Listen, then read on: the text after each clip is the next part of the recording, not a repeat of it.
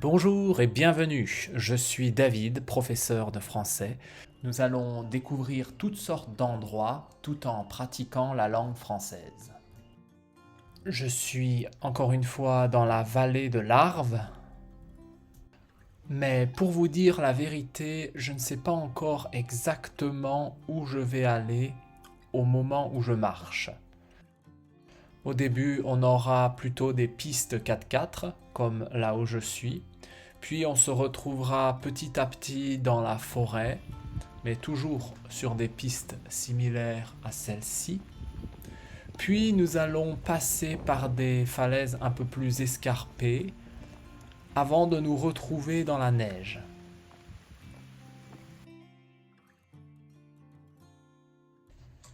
J'ai garé ma voiture un peu plus bas sur un parking qu'on appelle Burzier. Et donc je suis parti pour cette randonnée.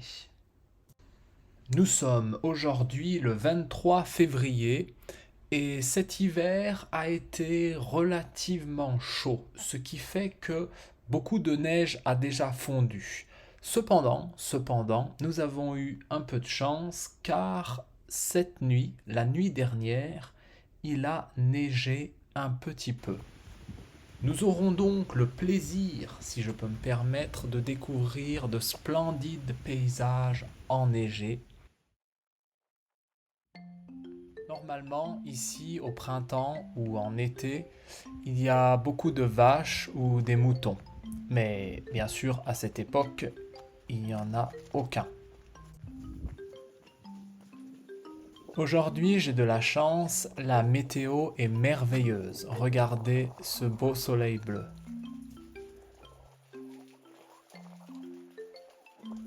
À cette altitude, il y a très peu de chalets privés, même si on arrive à en trouver quelques-uns comme celui sur ma droite. Regardez, comme il a beaucoup plu, on voit de l'eau qui coule le long de la gouttière. Une gouttière est un canal demi-cylindrique qui permet l'écoulement des eaux de pluie. Ce panneau ici indique que tous les véhicules à moteur sont interdits à l'exception des 4x4. L'heure est arrivée où je vais devoir enfin prendre ma décision sur quel itinéraire prendre. Vous voyez ce panneau? Il indique que nous sommes au Plagne. Rien de significatif ici si ce n'est la jonction des deux sentiers. Ce parking se trouve à 1150 mètres d'altitude. Alors, vais-je aller à gauche, direction Mayères, ou vais-je aller à droite, direction Doran? Allez, aujourd'hui ce sera Doran. Tiens, il y a quelqu'un qui court. Lui, apparemment, il en revient. Bonjour. Le panneau affichait 1h15 jusqu'à Doran. Ce temps affiché est plutôt pour une personne qui porterait un sac lourd ou bien qui ferait souvent des pauses. Je ne porte que des affaires légères, donc je vais certainement prendre moins de temps. Ici, regardez, on a un splendide paysage. Voilà toute la vallée du Mont Blanc. Tout au fond, là-bas, à droite, c'est le Mont Blanc. Et sur la gauche, vous avez un massif avec plusieurs sommets, dont le sommet le plus à droite s'appelle l'Aiguille de Varan. Tout en bas, vous avez la ville de Sallanches avec environ 16 000 habitants. Et je ne sais pas si vous arrivez bien à la voir, mais il y a aussi l'autoroute qui permet d'aller jusqu'en Italie ou jusqu'en Suisse. C'est cette autoroute qui mène au tunnel du Mont Blanc.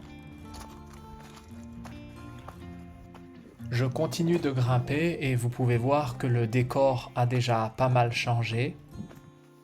Ici, il n'y a plus de pâturage ou de chalet, mais on a plutôt un paysage rocailleux.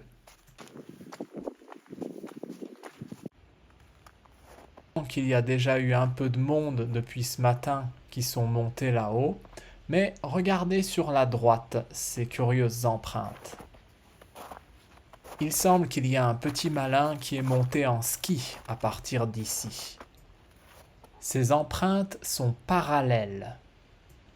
En géométrie, parallèle s'utilise pour décrire des lignes ou des surfaces qui ne se rencontrent pas. Regardez les magnifiques sapins par ici. Et encore, ce n'est rien comparé à tout à l'heure.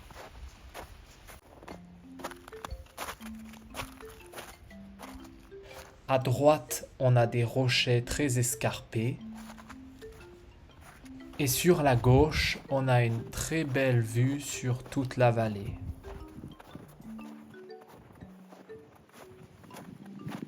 La route 4x4 serpente jusqu'en haut. Serpenter, cela vient du mot serpent, le reptile sans pattes au corps allongé.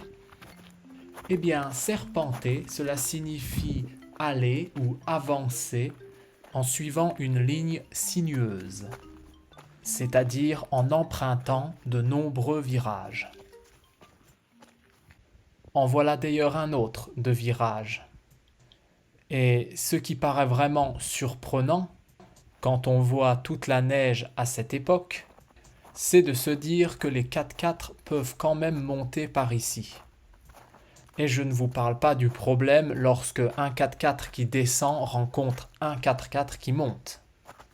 Même s'il existe des aires de retournement, cela doit être un défi de faire marche arrière lorsqu'on a rencontré quelqu'un.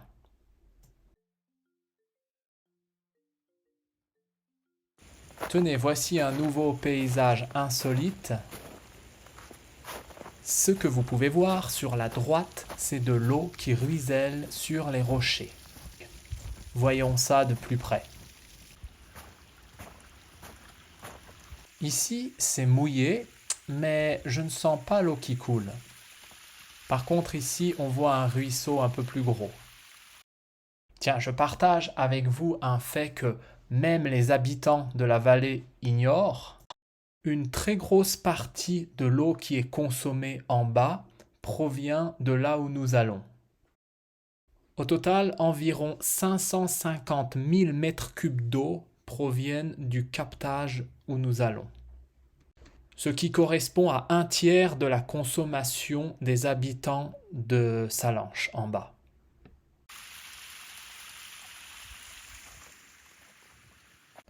Alors, je m'arrête ici car je n'ai aucune idée de ce qui a pu créer de telles empreintes. Ce n'est pas une empreinte de pas, ce n'est pas une empreinte de ski car c'est trop fin, ce n'a pas l'air d'être un bâton et ça a l'air d'être trop léger pour être un vélo.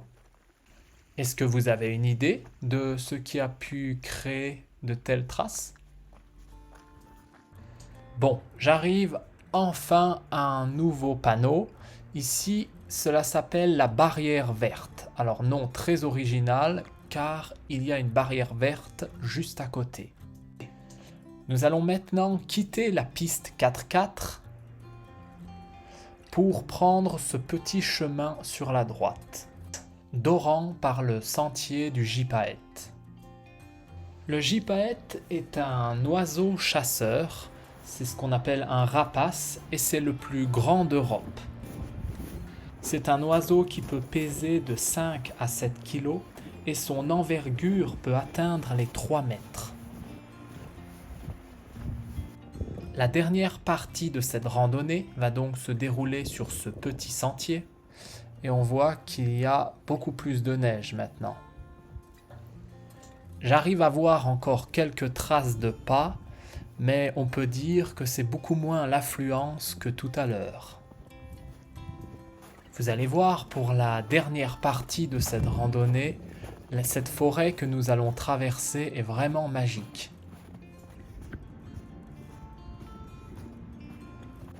Voilà le prochain panneau. À partir de là, le chemin va devenir de plus en plus petit. Prise d'eau, 1360 mètres. D'Oran, 30 minutes. prise d'eau, qu'est-ce que cela signifie? Une prise d'eau est un détournement d'un cours d'eau pour un usage particulier. Cela peut être pour l'irrigation, pour la consommation ou bien pour le refroidissement d'une centrale, par exemple. Le mot prise, cela vient du mot prendre, ce qui signifie agir de façon à avoir, à posséder quelque chose ou quelqu'un. Regardez ici comme la forêt est somptueuse. Alors, juste au moment où j'allais vous dire qu'il n'y a plus aucune trace de pas, regardez ce que j'ai trouvé. Je n'ai pas assez zoomé, mais en regardant comme ça, j'aurais tendance à dire que c'est un chien. Il y a un tout petit bout de panneau qui m'indique que c'est à gauche, dans la forêt. Et cette fois-ci, il n'y a vraiment plus d'empreinte. Ça devient donc un peu l'aventure et il vaut mieux bien connaître la route. En attendant que je retrouve mon chemin, laissez-moi encore vous parler un petit peu de l'eau qui vient d'ici. Les eaux qui proviennent de cet endroit sont dites d'origine karstique.